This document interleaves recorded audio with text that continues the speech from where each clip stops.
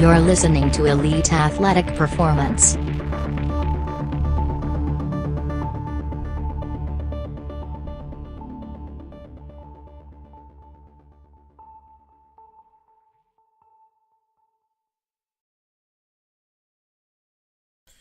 Yep, so episode number 5. So today we're going to get into more of an instructional type of podcast for today's episode. We're going to dive into the deadlift. So we're going to basically look at the kind of like the prep that you can do beforehand, any type of structural weaknesses that that could definitely come up, and the different type of positions in terms of the your foot placement and your grip, and also the use of any type of equipment. So Deadlift 101. Deadlift 101. So where do we start? Like, let's say there's a fresh guy here. I would start off right off from the accessory equipment, the type of equipment that you purchase, that your shoes, belt, straps, that kind of stuff. Mm-hmm. That's the first place I would start. Then I would go into the warm up, and then finally talk about maybe the different techniques of deadlifting, sumo versus traditional. So let's start with the ground up in terms of the equipment. Like, what type of shoes would be optimal? That's a good question. So 2 options. Some guys like to deadlift in ballet slippers, believe it or not, flat feet, If that's the case, another option would be like a pair of Asics wrestling shoes. Very good. They don't have to be very fancy. You don't need the calçonins. You just need a basic wrestling shoe. Very flexible sole. Another option, too, maybe even cheaper, would be a Converse, Chuck Taylor Converse, high tops. Okay. I like the leather ones personally. So, good shoe. Just basically if they're just flat-footed kind of thing? Yeah, you want to be flat-footed. Not too much padding? Yeah, you don't want a lot of padding. Going to be close to the ground. That's basically where I'd start. Okay. Olympic weightlifting shoes, probably not a good idea, because unless you're doing Olympic weightlifting, because they'll kind of put you over the bar. And you want in deadlifting, you want to be able to use your hips more. So, especially if you, then again, if you have very tight Achilles, like Olympic weightlifting shoe might be good for you. So, but I would probably stick more with the flatter soles. So flatter soles, okay. And you said Chuck Taylor. I think Chuck Taylor's the one that I see a lot of people wearing in the gym. It's kind of more of the popular and affordable kind of option. More affordable, yeah. Asics are going to run you probably around $80, $90 more. Chucks are probably like $25, $30. So we got the shoes out of the way. What about the use of basically straps or belts? I like using reband, the knee wraps. Now, some guys use the 7mm ones. I personally like the 5mm, or even 5mm is pretty good. I think as a general knee sleeve is very good. Is that just to keep the knee joint warm? Yeah, that's exactly, to keep the joint warm. The ligaments have to reach a certain critical temperature for the muscles to work, for the surrounding muscles to work. So if the ligaments are cold, it's going to take you a long time to warm up the muscle. Right? If the ligaments are warm, the muscle is going to be more active.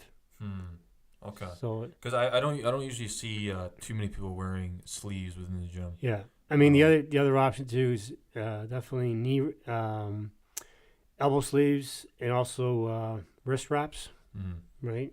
Just to keep the joints warm, not necessarily maybe from a perspective of stability perspective, but for the most part and if that's the case, then you can use like a thinner for the knee sleeve, like a 3mm reband, as opposed to the 5mm, right? If you're doing powerlifting, like you're doing competition lifting, some guys will go up to 7mm thick neoprene knee wraps.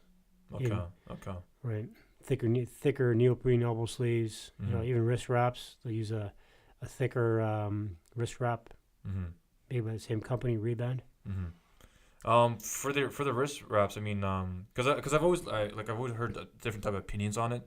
Some people would say, it's better to just do it raw in terms of just training your raw grip strength overall. Yeah. And then there's another side that says that there's a time and place where you can train your forearm strength. And the reality is that your forearm's going to give out before your back is. It's just a much bigger muscle, right? Yeah. Do you have any kind of perspective on the kind of argument? Yeah, I would say using the wraps just to keep the joint warm. Like I say, you don't have to use a very thick one. I mean, before all the knee sleeve stuff came around, we would just use it like a tensor wrap. So a tensor type of Tensor is like just like a knee wrap, like a long, kind of like a cloth that you could, it's got elastic properties in it, and you can use that to. They use that for like injuries and stuff like that. The brand's called a tensor. They call it a tensor band. And so some people used to use that, but from a perspective, just keeping the joint warm, I like to use wraps. Okay. You don't have to go, like super tight on them. Obviously, if you're lifting and stuff like that, and you want to develop the ligament strength, but just to keep the ligaments warm, I think it's a good idea. So this is for the knee and the wrist. Yeah, and even sometimes put heat rub on the joints. Just if you get some really extra strength heat rub, like a Tiger Balm Red, okay, for example, and just put that along some of the joint line. Yeah. Okay. On your wrist, elbow, and knee, right? It'll just keep those areas warm, and your Achilles and also your ankles too, actually. So let's say, like in a hypothetical situation, like let's say somebody forgot their wraps or the Tiger Balm, whatever, at home. They can still just do the traditional deadlift in terms. They can still do it. Yeah, and you just got just warmly. That's all. Just warm up. Okay, so we should good probably transition into that. And then, what's kind of like an ideal way to kind of warm up for a deadlift then? I would probably work at about 30 to 40% of your max. With the actual deadlift itself. Yeah, I mean, some guys even just warm up with the bar, which I kind of recommend. I mean, guys, because sometimes you could find small techniques, flaws and stuff, just working with the bar. Loading up 30 to 40% of your max is a good warm up weight, and then kind of just getting like maybe 12, 15 reps in first before. Yeah. Okay. Maybe just to get that movement kind of in. Yeah. Okay. Get your movement in there. Find your groove, right? Yeah. Foot placement, all that kind of stuff. Grip. Yeah. Okay. Then I think the last component in terms of equipment, the belt, the weight belt. Yeah. So going back to the accessory stuff, the weight belt. I don't really use a weight belt for lifting myself, unless I go past 90%. Unless you go past 90%, you use the weight belt, and that's just more just a safety thing, right? It's just a safety thing, and just to kind of keep things. Yeah, probably from a safety perspective, as opposed to. I find that whenever I'm really pushing, and if I use the belt, I have more support. Yeah, definitely. The belt basically does two things. It kind of takes the place of weak corset muscles or your obliques and transverse, but it also creates inter-abdominal pressure. So the idea is that you're kind of creating this pressure inside your midsection. So basically, it's like you're squeezing a balloon kind of thing. Yeah. Right. Okay. So because I was actually discovering intra-abdominal pressure 2 weeks ago, actually, in my class. So let's say how can actually somebody work on their intra-abdominal pressure where they don't actually need to use the belt to basically create that? Well, because like you mentioned with these heavy compound lifts, you need to be able to have a strong core to execute these lifts safely, right? The three exercises we use for the most part. One is the Russian twist with the arms extended. The other one would be a hanging side tuck. We're using arm extension. So it would look like just raise your arms like that, or hanging side tucks using the ab straps. I don't know if you've ever seen those things. Yeah. You can use that, or you can use just holding on to like a chin up bar. Okay, with the you get the wide grip chin up bars that it's got a bent end on it. So holding on to those and then doing some side tucks, the Russian twist I mentioned. And then the third thing you do is what we call ab rainbows. Ab rainbows are basically you lying on your back, you're going to hook your hands over your head, and basically your legs are together, and you're going to rotate your legs side to side, and maybe about a 45-degree rotation, not more than that, because otherwise you'll start pulling your SI joint out of place. Okay. So those are the ways you can get your midsection really strong. Not by doing planks, though. There's a plank free zone. We said we're not going to get into certain bashing of certain things just yet. Yeah. We'll have another episode about the plank. Okay. So Russian twists, and then you mentioned the rainbows, and what was the last one? Was it hanging side tucks? Hanging side tucks. And I remember whenever you mentioned these exercises, you say you have to do a lot of volume, or is that so the twists, the Russian twists. You don't need volume in that one because you're doing with load. That's kind of like with a medicine ball or something? Or? Yeah. Okay. With the medicine ball, you're going to need a lot more volume. That's where you're going to need. But with the Russian twist itself, where you're holding the weight straight out, like 45-pound plate, 25-pound plate, you need like 10 reps. You don't need more than that. Okay. The side tucks volume.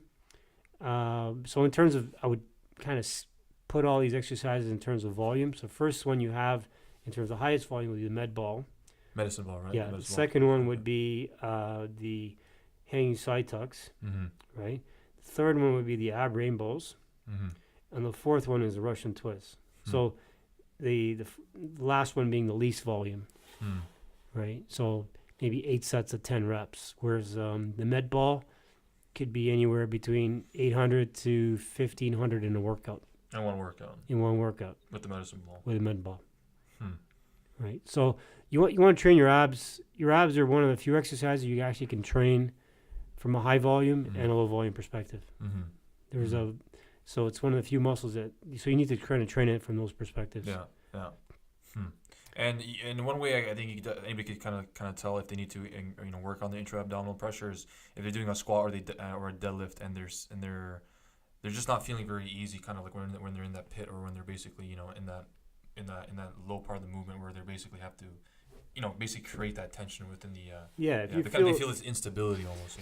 If you feel like your pelvis is kind of shifting, and it could be that the midsection could be weak.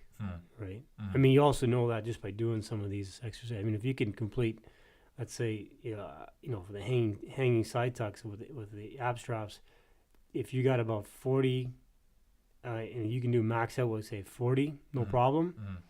That kind of gets you in the door. Some of the people I work with can do about 150 in one shot. Right. So, and then you just work on for total volume in that one there. Anywhere between 300 to 500 in a workout. Okay. Yeah. With a med ball, anywhere between, 800 to, 1,500 in a workout. And they can kind of space this out between. Yeah, it's done between sets. It's not one time. Okay. It's basically you do a little. By the time you've done your workout, you finish your abs. Yeah. So between every sets, you go back, do a little abs, right? Okay. We can talk about that later in terms of how to actually do a workout where you focus on those areas. Yeah. But we're just talking about right now, like trying to get, how to use these exercises to kind of warm up. But if you are weak in these areas, probably a good idea to kind of maybe spend some time. More kind of concentration. You probably not do the deadlift that day. Probably work more in your midsection and back. Yeah. Right. Yeah. Okay. What about the hand placement in terms of conventional, alternate? Yeah. Well, is this more kind of in terms of just preference, or is there any kind of? There is some logic there. So, the hand placement was interesting. You can have the overhand grip, and then you have underhand grip, which is underhand overhand, and then you have the hook grip. Hook grip is typically used by Olympic weightlifters. It's a good lift to learn. It's a good grip to learn. Your thumb kind of takes a beating. A lot of guys, you'll see them if you watch Olympic lifting, they wrap up their thumb with a lot of tape. And what you're actually doing is kind of like you're grabbing the bar with your fingers, but you're also wrapping your fingers over your thumb. And your thumb is tucked in. If you kind of tuck your thumb in, kind of point your thumb inwards, right, bend it, and then you curl your fingers over your thumb. And then the bar obviously would sit between... Like that, and that's called the hook grip. Yeah, it's called a hook grip. So the listeners can definitely Google search this in terms of actually the visual. Yeah, they can... If you go on Google, you can find hook grip weightlifting. In fact, there's a website called hookgrip.com. Whole website dedicated to that. It's basically, that's what Olympic weightlifters use. Most guys will typically use the traditional grip, which is the underhand, so the overhand grip. And then obviously if you're getting really heavy, you want to use the overhand underhand grip. And with that one there, you got to be careful because you can tear a bicep with the underhand grip. And it creates a lot of torque in the body when you use the overhand underhand. So you got to make sure you even it out with the opposite. So if you have a dominant, grip pattern with that, so you have, let's say your left hand is underhand, your right hand is overhand, I'd probably do a couple of reps going the other way. To kind of balance out. So like, let's say one day would be like right hand would be the under, then the other day would kind of be left. That's right. Under. And then the grip width, that could be another point of issues. Depending on if you want to have more posterior chain of activation, so some guys would use a wide grip, what we call a snatch grip. Other guys, if you don't want too much posterior but more hip, you can want to use like a narrow shoulder width. Shoulder width kind of grip. Yeah. Okay. And then even if you're, the other thing is like, how do you wrap your fingers around the bar? Well, the best way to wrap the fingers around is with your weakest fingers are basically your pinky and ring finger. So those are the ones you want to wrap first, right? And once you wrap that, then you wrap your middle and index finger, and then finally your thumb over that. So that'll be, and that way you have a better line of drive from your pinky and ring finger rather, is a direct line of drive to your ulna bone, which is the underbone on your forearm. Yeah. Right. On the medial side, right? So you want to grab, kind of train, like if you're doing any grip training, you kind of want to work on some isometric or rep grips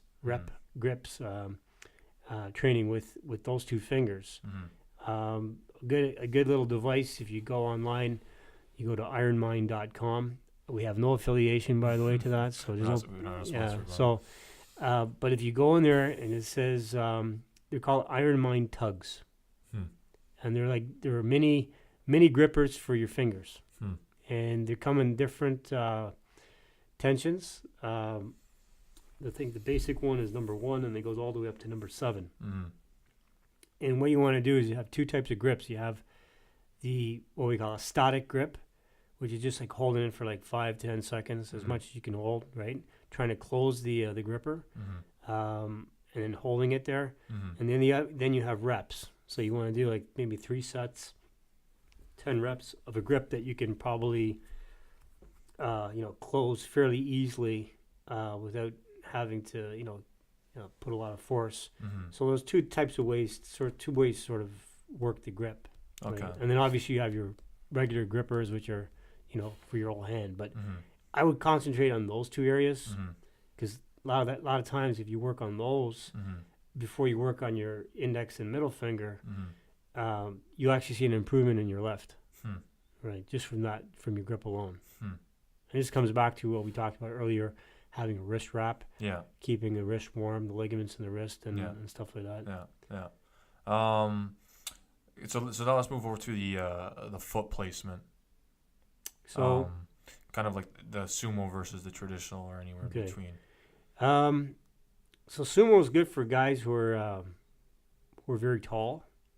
Okay. So sumo is better for taller guys. Taller guys. The traditional lifting is, it's tough on guys who are above 6 foot tall.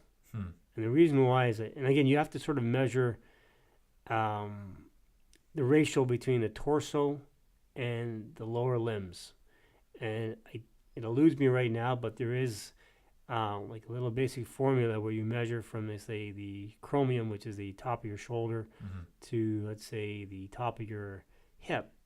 You measure that, take that measurement, and then from your top of your hip down, I think, to the floor, okay? Or it could be from the greater trochanter, the most prominent bone on your hip, okay? If you take the ratio of those two, right, you'll find that guys who are taller, generally speaking, will have a harder time with the traditional foot placement, because it's going to involve more back, right? And they won't be able to get their hips in there. So what I do sometimes is I have a few clients that are over 6 foot. We'll make them lift off a 2-inch riser off the ground. So that evens up their, it's a long way for them to come down kind of thing, versus, let's say, a guy who's like 5'4". Okay. He's center of gravity is going to be a lot lower. Torso is going to be probably a bit, longer sometimes than the legs. So those guys are kind of more built for the actual lifting. And if you look at Olympic lifters, very few of these guys are above 6 foot tall. Right? There are some 5'9" 5'7". They're not gonna be like 7 foot tall. Yeah. So the taller you get, except that Game of Thrones guy, that guy's like 7 foot. Well, there are exceptions to the rule. So the taller you get, typically, and again, this also depends on your torso and leg length, lower leg length, right? So you can have a tall guy, maybe like guy Mountain is, I think that's his name. No, he has like some hop 4 or something ridiculous. So he might have a proportionate torso and legs together, right? Whereas guys who are, you live typically over 6 foot, the legs are very long, but the torso is not very long. Okay. So in that case there, you definitely want to use a riser for those guys. And those guys are not going to be in your powerlifting competitions and stuff. So at the same time, they can still benefit from the lift. They just a matter of making it more accommodating for them. So for the taller guy would probably be, is it the 2-inch lift and also the sumo position kind of? Probably sumo will be a lot better because it'll force them to use the hips more. Yeah. Okay. Yeah. Versus if they're going to do the traditional grip foot stance, they're going to end up using the back, which is not good. Right? They won't able to. It'll be difficult for them to access their hip. How about that? Okay. It's all about ease of movement, right? Yeah. You want to be able to lift the weight, but not have to worry too much about your technique lifting it. Yeah, right? yeah. That should be just kind of like almost automatic, right? Like subconsciously, you should be just executing it. Now we should probably go back in terms of the other type of weaknesses that could basically manifest while you're in the lift itself. I know one big one could be knees in terms of like just kind of like caving in kind of situation. Right. So I think maybe what we should do is go a little bit back a bit to the warm up a little bit. I think we kind of skipped that, and let's go back to, and we can kind of relate this to the knees because I think definitely it has a correlation. So one way to kind of get the knees, you're talking about the knees caving in, you can do what we call terminal knee extensions. So if you look that up on Google, you can find that. So terminal knee extensions. Yeah. So what it is basically, it's a very using like a very thick rubber band attached to a fixed object, and you place the band just about maybe about 1 inch, 2 inches above your knee. And what you want to do is step back to get some resistance on that band, and then you're gonna bend your knee slightly and then lock it.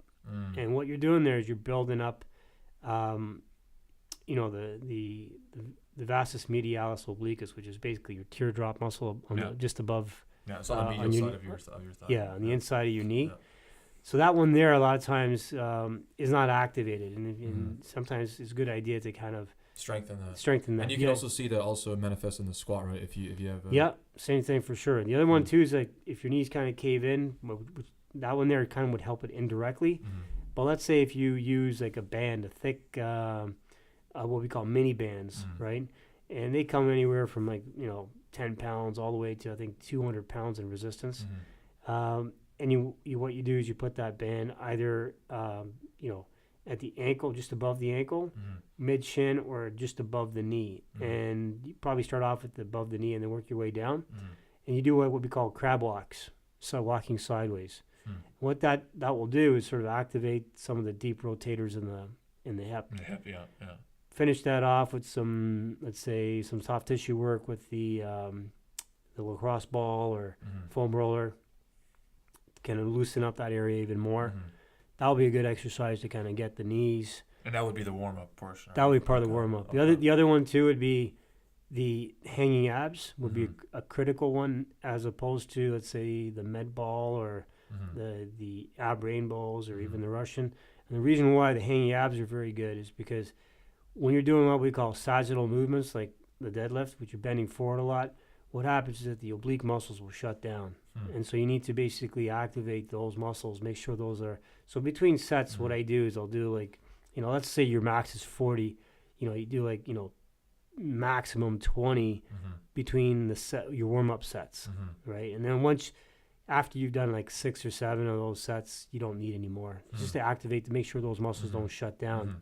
Well, we can kind of relate this back to because... kind of mentioning back, like the majority of people, they're living a sedentary type of lifestyle. So kind of being in a bad type of position, being seated, doesn't that also shut off your obliques as well? Definitely, yeah. Very good point there. So again, that's why you want to keep those muscles activated, and then bending forward a lot, it will actually shut those down as well. So if you're doing a lot of good mornings, for example, you really got to balance that out with some oblique work. I think what people also need to realize is that because what we're mentioning is a lot of preparation before you go in there and actually start moving the heavier type of weights. This is before you even look at the barbell. Yeah, like the reality is that people kind of just want to go in there, load up the weights, get that nice 2, 3, 4 place, whatever it is, kind of make it look good. But the reality is that if you YouTube shot, YouTube shot, Instagram, the Instagram shot. If you throw yourself in there, and you might be lucky, you'll execute the lift for like maybe a week, a month, or whatever. Certain imbalances are gonna start manifesting itself, and if you keep doing it, it'll just be sooner or later you're gonna injure yourself. So Definitely. the amount of preparation that you do prior to actually going in there is gonna benefit you. Yeah. The more you put into it, the more you get out of it. Right? There's a rule. The rule of thumb is, I would say about 80 or 90% accessory movement, 10% actual main lift. That's how you got to train. Yeah. Going back to the accessory movements, and these are part of the warm up as well. Mm-hmm. Another good one is the reverse hyper, using the long strap. Mm-hmm. Okay, and then eventually using a shorter strap to activate the hamstring. But first one you want to, and it doesn't have to be heavy weight. We're talking about maybe 40% of your max on that exercise. You just want to flesh out that back, make sure that back is nice and loose. The other thing too, compress it kind of. Yeah. the other one too would be a narrow grip chins. Mm-hmm. With your palms facing, so using a triangle attachment on the chin-up bar, or even lat pull-downs with the narrow grip. Mm-hmm. And the reason why you want that is because the lats are definitely taking a huge activation during the deadlift. So right? even activating the lats will definitely help. Well, yeah, these things will. And then the last thing too would be activating some of the neck extensors. Mm-hmm. So using a neck harness. Mm-hmm. And we mentioned grip earlier. We're talking about warming up with the grip. Mm-hmm. And the last thing would be probably to warm up the rhomboids and doing some face pulls, just so you can get that feeling of getting your shoulder blades nice and tight. Yeah. Right? Basically, being able to activate them. Yeah. Keeping Exactly. adduct them. Yeah. Releasing the chest muscles, like making sure there's some soft tissue work maybe on the pecs to allow your shoulders to come back a bit more. So these are the areas I kind of. And one other last thing I would probably do is, stretching out the calves and the soleus, making sure that area is nice and loose. That way the ankle starts to work better. Right. So those are and then if we didn't mention earlier, but using the heat cream, I think we mentioned that earlier. Yeah, it was a Tiger Balm or something. Tiger Balm or even A535. Yeah. Your training partner may not like that smell, but that I'd probably use A535 on the muscle as opposed to the joint. The joint I'd probably use there's a product you can buy. I'm not sure if it's over the counter called Zostrix. It's extremely hot, and they actually tell you wash your hands after you use the application. Yeah. So if you can get a hold of another product, but that's prescription. I'm not sure if they still make it, but it's definitely prescription. It's called Phenalgan. And Phenalgan comes with a little applicator. It's a little plastic applicator. I'll tell you a funny story. Goddamn scientist walking in. My one client is a pharmacist. He shall remain nameless. You think he'd know better, but anyway, so he thought, you know what, he just used, he wanted, he had started getting some muscle cramps at night, so he figured, okay, he's going to put some of this cream. So he ended up putting a lot of it. He used the applicator, that was smart, but he put a lot of it. So, and it's a heat-activated cream, just like Zostrix is, right? Just like Tiger Balm for the most part, I think it's heat-activated. And so as he's sleeping, right, blankets over him, and he's starting to sweat a little bit. His legs are basically going on fire. Oh my god! So, he was smart enough to realize how to get it off. So what he did is he took some paper towel and he doused it with some olive oil, and basically he was rubbing his legs with the olive oil to take off the Phenalgan, and then I just want to know what that room smelled like after that whole situation. It's odorless. The cream it's a clear cream and it's odorless, but it's red hot. I mean, it's like if you put this on, like I've mistakenly one time, I used the applicator, and then I kind of was warming up a little bit, whatever, and then I kind of scratched. Had a little itch on the inside of my knee there. And I scratched it, and I remember, wiping some sweat off my brow, and I'm wondering, why is my head on fire? That's because the Phenalgan that was on my knee was coming on my fingers. That's how hot this stuff is. So imagine if this thing came into your eyes. Yeah. So be very careful with this type of. Or if you're picking your nose, right? Yeah. Okay. Or if you're scratching your, that's only for us. The male listeners out there, they'll know. So if you're, I guess a cruel joke would be if you were to line somebody's jock with that would be pretty bad. Yeah, that's not a good idea.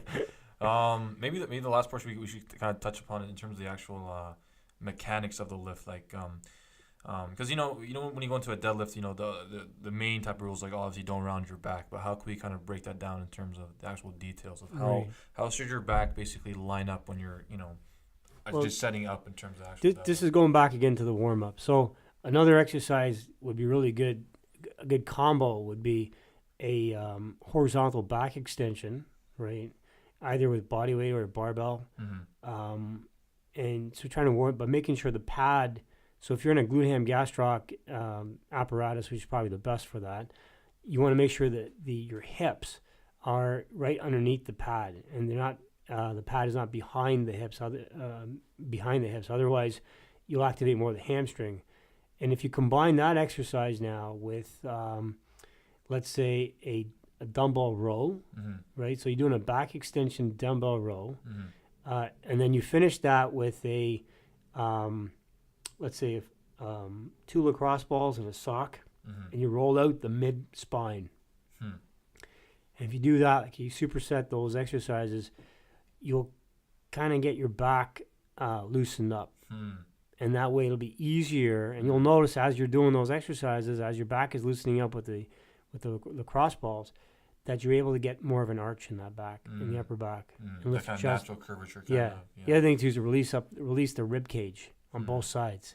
That might require lying on a foam roller. So you want to make sure you get, make sure you're away from the floating ribs. Releasing that by yourself, or you can get your partner to use a massage stick and just roll out your ribs on both sides and your lats. So that'll help, prevent, at least from a postural perspective, to make it right off the get-go, your back is already in a good position to get, from there you can get tighter. Anything in terms of the kind of going back to the neck, tucking the chin in or anything like that, or yeah, this is where we talked early in the warm up. The neck harness, right? Yeah, the neck harness. Is that simply that exercise where you basically you wrap around your head and you basically just try to pull your chin in, kind of? Or? That's right. Yeah, and I would make sure that it kind of looks like a funky chicken, or basically if you watch chickens walk, they kind of stick their heads out, kind of thing. That's the kind of movement you want. You put your hands underneath your chin to kind of give you a guide. And you don't need a lot of resistance. A lot of guys, it's not about loading up 100 pounds on this thing. We're talking about 10, 15 pounds of resistance. You don't need a lot. This is just to simply activate the smaller intricate muscles of the neck. Just to kind of loosen up and also activate some of the posterior neck muscles. Yeah. Right. So those are the things I sort of would work on prior to getting into the actual deadlift. And then some people even use we'll talk about it earlier, using bands and stuff like that to kind of activate certain muscles prior to doing a big a deadlift. I think what else we need to understand is that if you do this you don't have to necessarily do all of this preparation, but if you do, let's just say 1 or 2 of these exercises, you will notice a difference in terms of the movement and the overall feeling that you get after you train the deadlift. Yeah, I think the key here, the takeaway with the warm up is, you could definitely go crazy and do all the exercises, but you need to kind of have somebody sort of assess you to see where you have the weak areas, and then the warm up has to be structured. So let's say you've got weaker abs, but your neck is no problem. Well, you kind of work on the abs more maybe. So you want to kind of structure the workout, the warm up, to accommodate your weak areas first. Because obviously, if those areas are not working, your whole lift's going to be shot. So pick up the warm-up based on that. The strong areas, you probably do want to do a little bit, maybe just to get them going. But then, maybe focus on the other areas a lot more, right? So that's the sort of approach I would use with respect to the warm-up. And the biggest thing in the warm-up, and which I think a lot of people don't do, is they show up to the gym in a pair of shorts and T-shirt. Yeah. I was like, okay, number one, you got to warm up. You got to have a hat on. You got to walk. Unless it's the summertime and, but gyms are kind of air conditioned. And why would you want to, cool, kind of why would you want to waste time, warming up your body when you can just warm it up just without even doing any activity? Just put on like a a thermal gear underneath, probably, even like like long tights, pair of sweatpants over that, pair of a hoodie, and with a hat, and just keep warm. Just keep all the joints. Yeah, and get a big towel or something that you can, keep between sets. You want to wrap the towel around yourself, or a blanket, like a fleece. Okay, you get a sort of like a car throw. You buy those car throws. And it's like a fleece blanket. It's like a small little throw people put in their car or over their couch. Just carry that with you, and then your workout bag, and between sets, just keep warm. Yeah, right? I've never understood that in terms of when people come in with shorts and jeans. Like you have to re-warm up everything basically. Yeah, if you're doing heavy lifts, you're taking like in between 5-7 minutes of rest. In that 7 minutes, you cool down. Yeah. So, and you spend all this time getting warm. Now you're starting to cool off, right? So, not a wise thing to do, right? So now, let's say we have the preparational kind of on the bag, and abs are they're good enough to basically execute the lift. What are we looking in terms of rest times? Because for the longest time, me personally, I've always, in terms of the deadlift, if you're working a pretty good percentage, take as much time as you need, because it's a very taxing lift overall. Right. So I would categorize the rest into maybe 3 categories.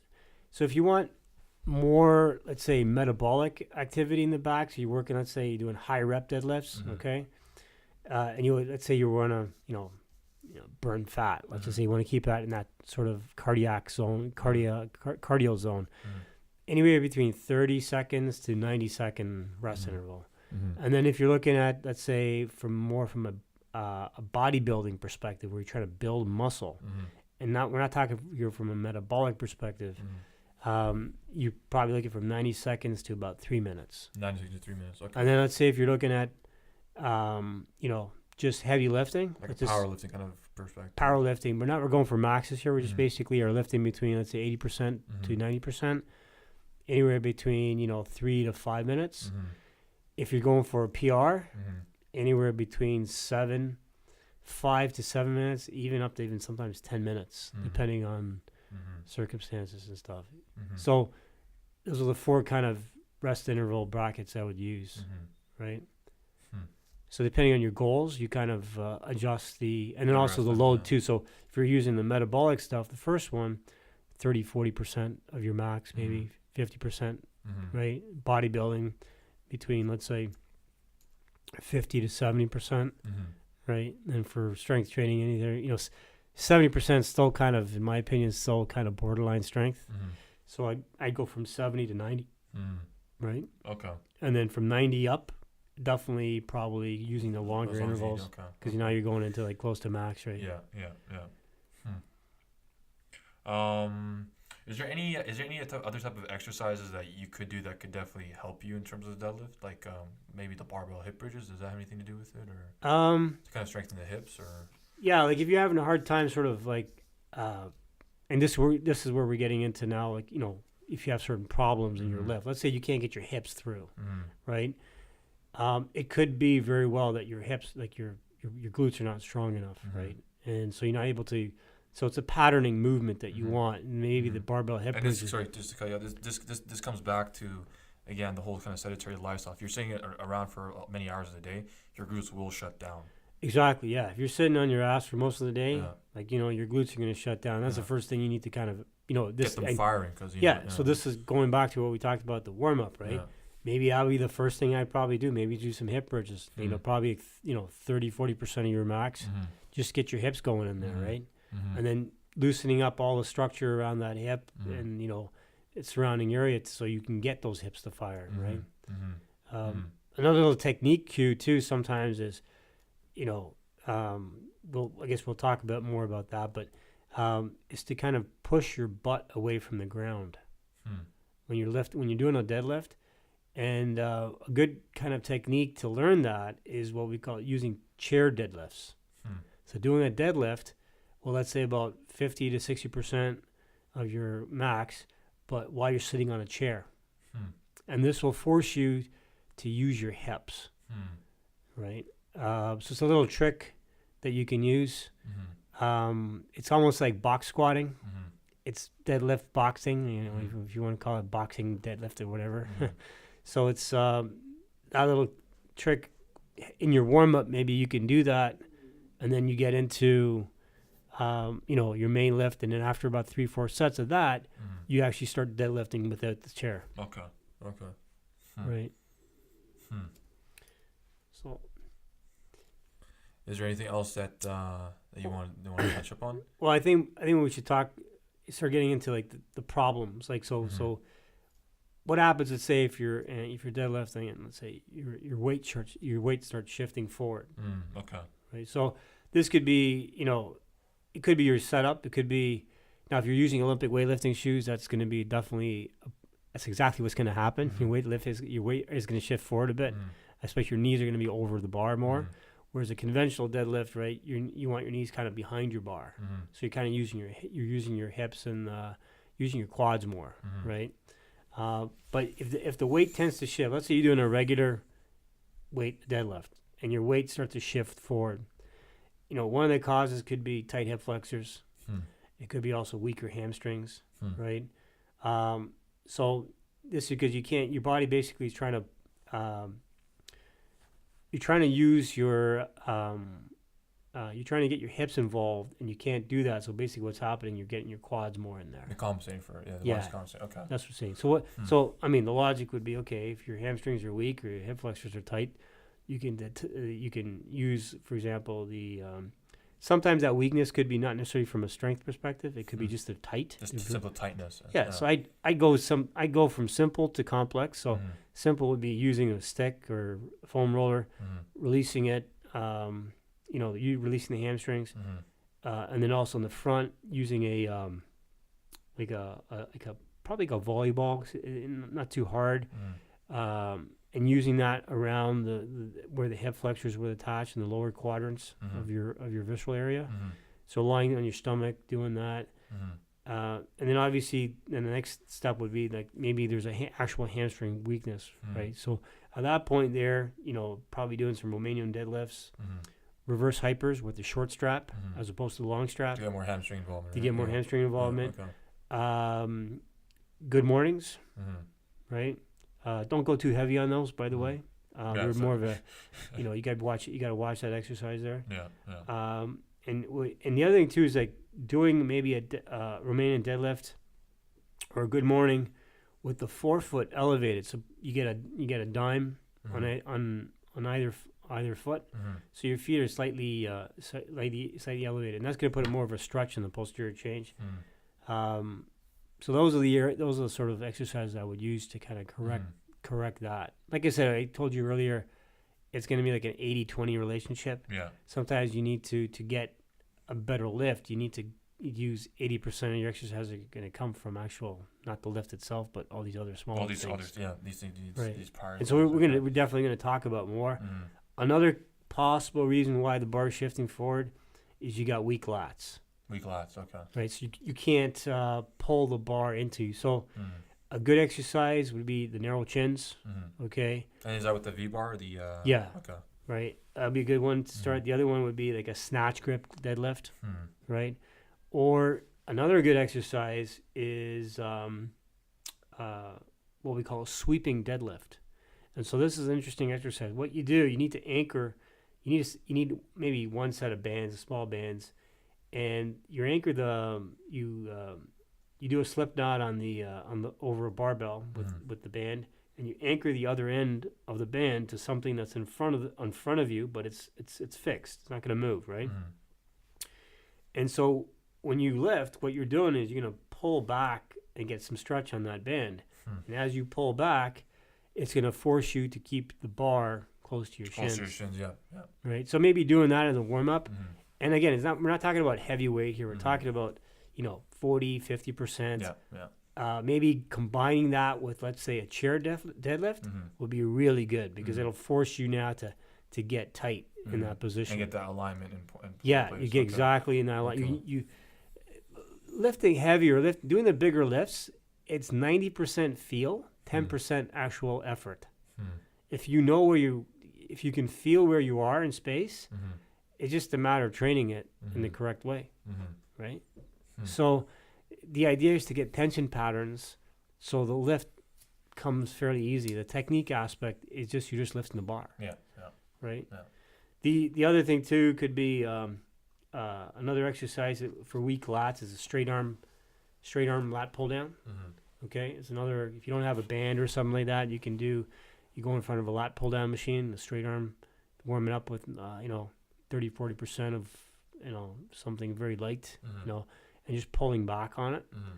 Mm-hmm. Even a straight arm row, Mm-hmm. standing row, Mm-hmm. something like that would be close to having very similar to what we talked about earlier, the sweeping deadlift. Mm-hmm. Another third possible reason why the bar could be slipping forward, why you're leaning forward, Mm-hmm. you got a weak ass. Hmm. When we talked about that, getting Yeah. barbell hip Yeah, bridges, and just activating your glutes. And Yeah. everything, yeah. cable pull throughs, or stuff like that. Even the reverse hypers, don't they activate your glutes a little bit? Yeah, if you use if you use probably like say a long strap, Yeah. I think that will get your glutes activated, and also probably doing. We talked about the cable pull throughs, Mm-hmm. right? So you can do that. It's Mm-hmm. good exercise to get your glutes, or even if you don't have all that, you can just do like what we call a hip bridge Mm-hmm. on a Swiss ball, Mm-hmm. like what we call a tabletop hip Hmm. bridge. So that'll get your glutes involved. Another little trick is using we talked about the mini band walk. Mm-hmm. So another good little trick is to do warm up deadlift with the mini bands. Hmm. So you're actually pushing out against the band, and that usually will get your glutes to fire. Hmm. Right? So doing it in 40-50% maybe, we're using a band. So imagine if you combine, let's say, do a sweeping deadlift on a chair with a band. Mm-hmm. How about that? You just made your own And- contraption. And you're sipping on a martini. I don't know. I think you just made your own contraption. at that I think point. I did. I just you- I invented a new you gotta exercise. trademark that right now. I'm gonna trademark that one. That was awesome. So, was we trademarking the other stuff or the martini? Okay, I just could get that straight. So I think the second area of contention would be you're weak off the ground. Hmm. So that again, we talked about this earlier about your midsection has to be very very strong, right? Mhm. So sometimes the midsection is not strong. You're gonna have a hard time bracing and then pushing off, pushing the bar away from the ground, Mhm. right? And obviously that we talked about solutions for that. A really good solution for that one would be the Russian twist. Hmm. Okay, that's a very good bracing exercise. Mhm. Med ball stuff is not bad. The med ball side to side or the twists, right? That's definitely from an endurance perspective, but from a strength perspective, the Russian twist is the best for that, right? I worked with an athlete way back. He was about 155, and he used to do Russian twists with 100 pounds for reps. Wow. Yeah, strong midsection. This guy could deadlift off the ground over 500 pounds.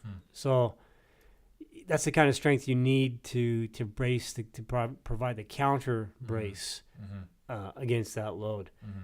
The other possible, some of the other exercises you can do, to help that. Obviously, we talked about the Russian twist, and also for the lower back, it could be part of that core. That whole core thing could be, your lower back could be weak. So that could be we talked about the barbell back extensions, right? Good mornings to a certain degree. And I would use a banded good morning. So I would load the band from the bottom, so you're basically, as you're going up, you're getting more and more resistance. So this will force you to keep tight. Another way to do it is actually do deadlifts in a cage with bands and just with the barbell. Forget the weight, just load up with more heavy bands, and that'll force you to get tight, right? You get a brace, right? So, So you get a constant tension. yeah, that's like an indirect way of kind of bracing it. The other thing could be, like we mentioned, back extension, barbell hip bridge, right? So these are the areas I would sort of work. The other area could be that the reason why you're weak off the floor is your quads. Your quads are pretty weak. So that would mean, again, going back to that exercise, a terminal knee extension, warming up with that maybe. Front squats, narrow stance front squats are good for, getting the quads as opposed to the wide stance, back squat, okay. Leg extensions to a certain degree. You maybe just, I'm not a big believer in machine stuff, but at the same time, I'm not going to rule it out. So I would say sometimes, you just need a little extra quad strength. And maybe leg extension might give you that. A little bit of leg extension might help, right? And you definitely are going to get some quad strength from if you're doing squats and stuff like that.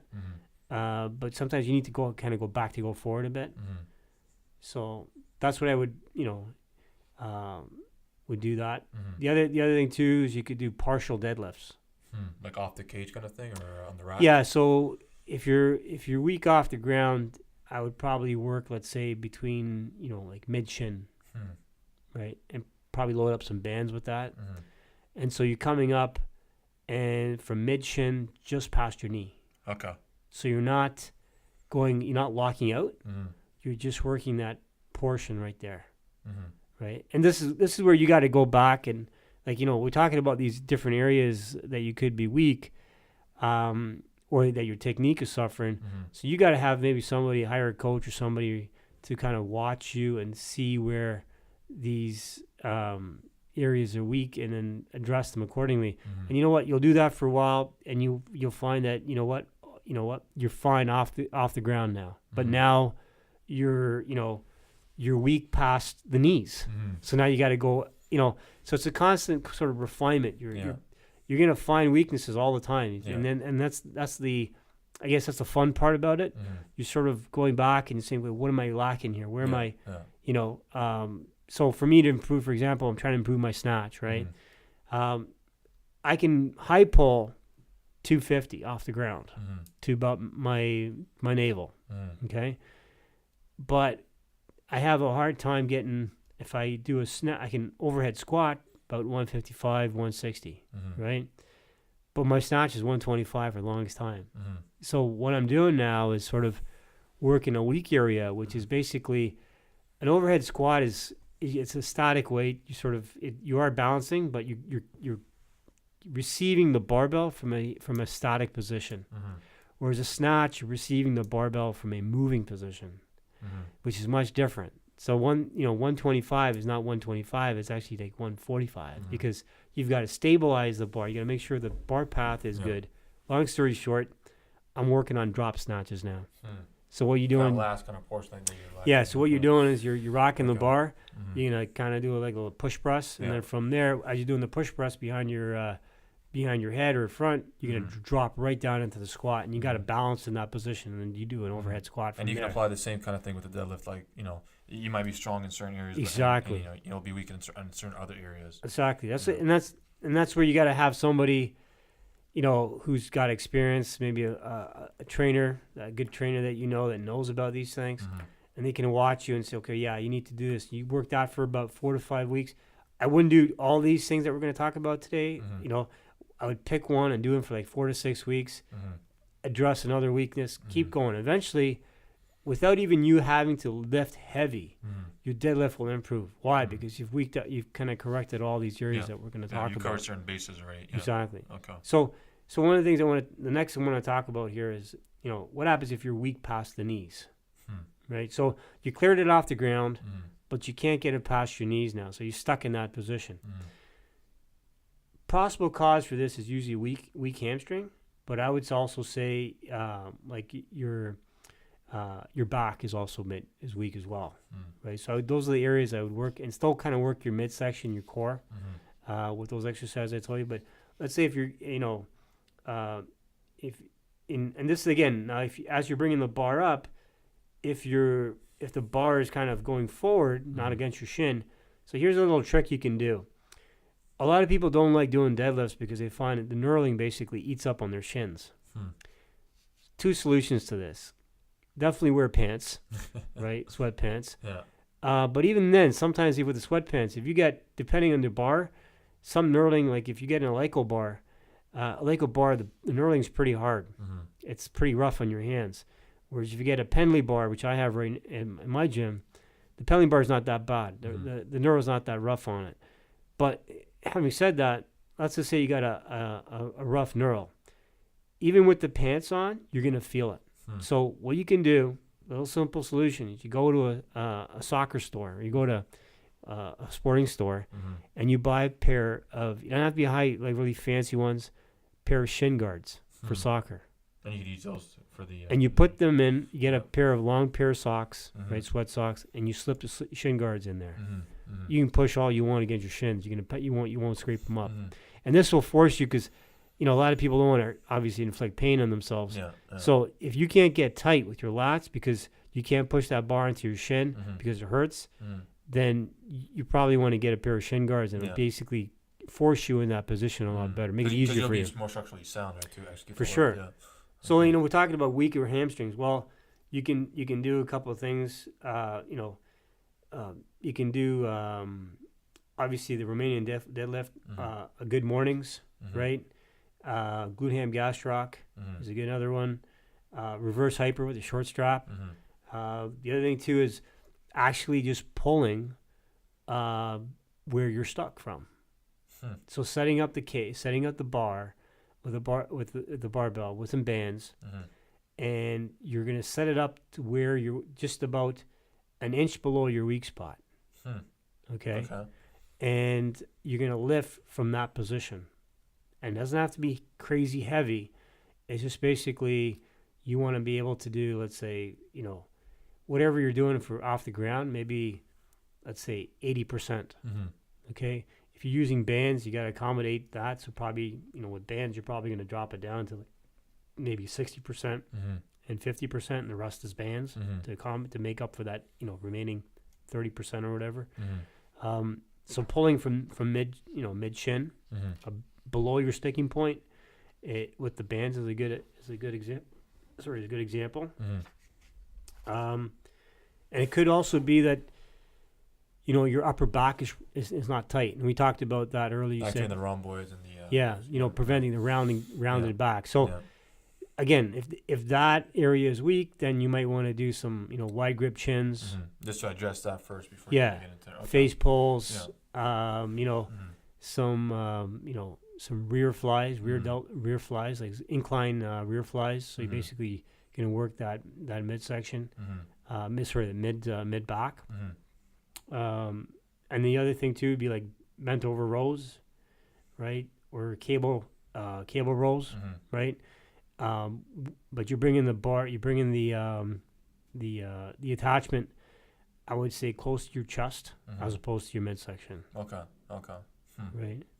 So, and the obvious would be, like I said, go from simple to complex. Yeah. So I could definitely see, like, in terms of like the listener's perspective, that there are a lot of variables here that they have to kind of like think of. And then, like you mentioned, just kind of try one, do it maybe 4 to 6 weeks, and you see how your deadlift, you know, improves, or, you know, and then kind of see what could be the next possible area that I'm lacking in. To address next. Yeah. So just, you know, touching back on this, what I was trying to say earlier is, like, let's say it could be that your upper back is locked up. Maybe you need to use a foam roller, the glass balls or something to loosen up the back. There's a little device called the back bridge. And so what you do is you lie back on this thing. It's a wooden sort of device, and you lie back. It comes in 3 different curvatures. So just maybe lying back on that, especially if you're being seated for long periods of time, your upper back's going to round. Okay. So, you know, looking at your lifestyle, that's a very good, you know, factor there. Looking at your lifestyle and then saying, okay, is my lifestyle not conducive to lifting? Because a lot of times, you know, you get guys go from office hero to, you know, gym hero in half hour, right? Meanwhile, they haven't really warmed up. They have stiffness from their occupation, right? Yeah, they're going from a very static position to a very dynamic position all of a sudden. Right. So, you know, we got 2 more to cover. I think one is the last one is your finishing pull. So once the bar is now cleaned, your knee, now you're going, you know, trying to lock out. So again, the obvious there would be, you know, the lockout position itself. training that, Mm-hmm. going heavy partials. Mm-hmm. And there could be like rack pulls, like Yeah, okay. rack pulls, same thing. The other thing too could be weak glutes. Mm-hmm. So you're not using so getting that hip barbell hip bridge. Mm-hmm. Okay, a reverse hyper with the long strap. Okay, we talked about the cable pull throughs, right? Mm-hmm. And again, going back again now, it still could be your lower back, right, Mhm. and midsection again. So going back to the core, Mm-hmm. and again going back to the lower back, where we taught some of the exercises, back extension and stuff like that, right? Good mornings, right? Seated good mornings would be another good, version. Mm-hmm. And the last one is, just from the ground, you're losing the bar in terms of grip. So you can't hold on to the grip. Even with let's say you're using a normal grip, Mm-hmm. okay? Before you switch over to the underhand overhand grip, Mm-hmm. you might want to think about strengthening up your grip. And we talked about that early in the warm up Mm-hmm. with the Ironman tugs and also the Captains of Crush. That's what they call. Mm-hmm. If you go to ironmind.com, again, we don't plug. We're not endorsing anything here, but that's where they're pretty good grippers out there. Mm-hmm. And again, from two perspectives, and if you don't have these grippers, it's fine. You can just use holding on to a bar for instead of doing a rack pull, but let's say holding on for like 5 seconds, 10 seconds. See how long you can hold the bar for, right? Yeah. Or even simply just hanging off a pull-up bar could even do that. See how long you can hold on a pull-up bar for, or get a climbing board. Sometimes your fingers are weak, so you could definitely use those grip tools. Or you could also do like a farmer's walk, right? Farmer's carry or whatever. Or what we call a pinch grip deadlift. And the last one here is a really interesting exercise. It's called a Reeves deadlift. Never heard of it. Yeah, very few people. And what it is you gotta have a certain height for this. I think if you're maybe 5'2" or something, you're probably gonna have a hard time unless you use like a training bar. But what you want to do here, this is named after Steve Reeves, and what it is, it's an ultra wide grip, and what you're doing is you're holding on to. So, is that the one where you hold on to the plates? Yes, you're holding on. You need cast iron plates. You can't do this with. You could do this with the Olympic weights, so the rubberized weights, but at that point you're using a pinch grip, which you won't be able to use a lot of weight. But what you're doing here is it's a curl grip, and you're using the cast iron weights with a deep lip, and so you put the plates with the lip side facing outwards, and so now what you're doing a deadlift while you're gripping onto the plates, not the bar, but the plates. Okay. So that'll force you to use a grip. It'll force your upper back to work more. Yeah, because now it has to contract the whole, bring it in like that. Yeah. And if you do deadlifts off, let's say another way to kind of get your hamstrings involved without actually, if you don't have all these fancy equipment, or get your upper back involved. Let's say you combine, let's just say a conventional deadlift, but you're lifting off a 2-inch block or a 4-inch block. Okay, that's going to force your hamstring. So you have to use now for every 1 inch, you have to knock about 10 to 20% off your max and calculate your load from there. Right? Another way to do it too would be we talked about to get your hamstrings involved would be to using a plate. I think we talked about that earlier. Using a small plate, let's say a 10-pounder, underneath your forefoot. Yeah. So so it's almost similar to what we're talking about, lifting off a platform, 2-inch platform. I find 2-inch platforms are pretty good. You can get a good stretch there. But let's say if you combine that, as this would be a really, really good warm up here. Let's say if you can do your normal deadlifting is 405. Okay, so 135 is going to be pretty light for you. It's a good warm up. So let's say you did that Reeves deadlift, right? But you did it on off a 2-inch platform. That's going to get a really good stretch in there, right? That would be a really good kind of warm up if you want to. Let's say your upper back is weak. I'd probably use that. That would be a The good. reuse with the reuse lifts with the 2-inch lift. Yeah, Okay. and that's Combination like of that. like I say, it doesn't have to be. You know, we're saying 45 pounders, but it could be deep dish 25 pounders, but you raise them up at the same height as a 45 pounder. So, you know, you just have to accommodate based on, you know, what you normally do, right? Okay.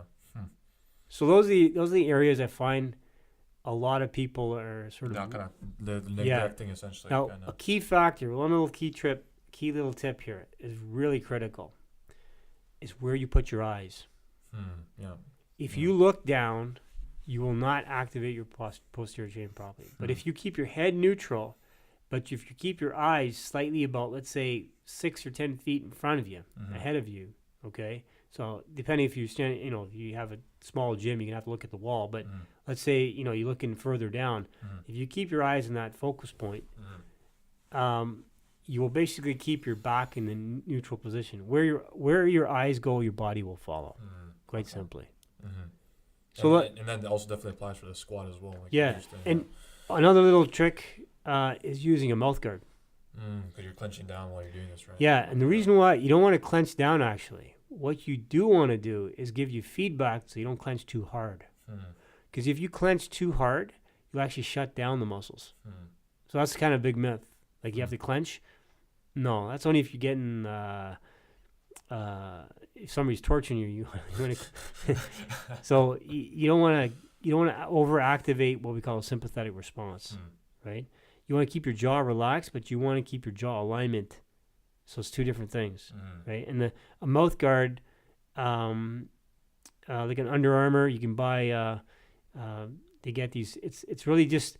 It's what we call a partial mouth guard, and what it is basically is just it's a bite between your molars, and that kind of keeps your jaw in the right alignment, providing there's no other jaw issues and stuff like that. But and you're not chomping down on the bit.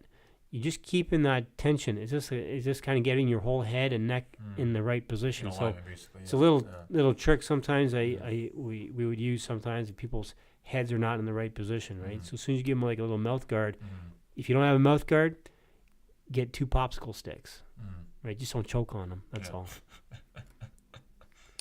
And the popsicle sticks, you can just wrap them up with maybe some electrical tape so they don't splinter in your mouth, right?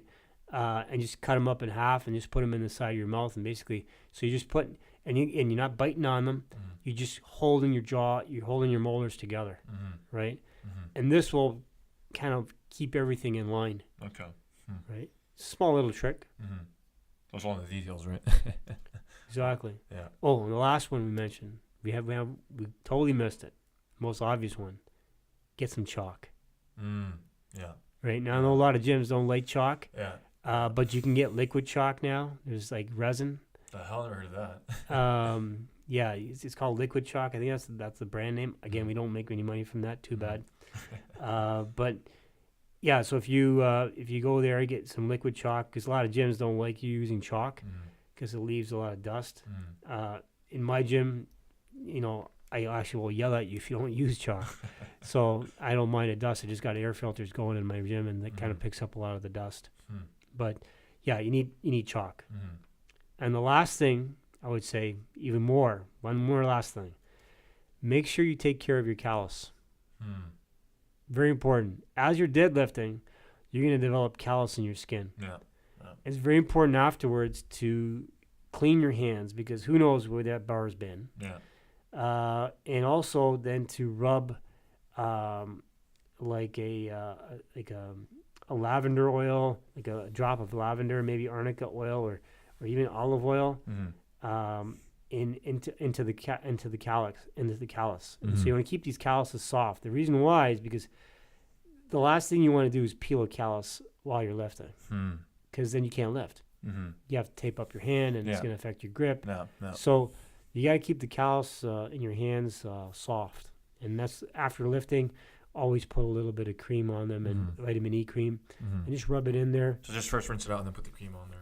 Yeah, wash your hands, and then right afterwards, just massage into the callus. So that's all I basically had. That was the last one. That was the last one. Yeah. We got hour and 10 minutes on deadlifting 101. So that's a lot of stuff. That's a lot of stuff. So definitely, you know, listeners are gonna have to basically go over this maybe a few times, right? So Yeah, a lot of good tips in here. Yeah, and just experiment with it too. Yeah. You know? Don't try to do all of it at once. And just a friendly reminder: if you like this podcast, tell your friends. Send it around. Put it out there. Put it out there. Share and it. Share it. You know, you might save some backs in the process as well. That's right. Yeah. Think of it this way: your buddy will love you for it. Yeah. Right. Yeah. So. All right. So there's episode number 5 in the books.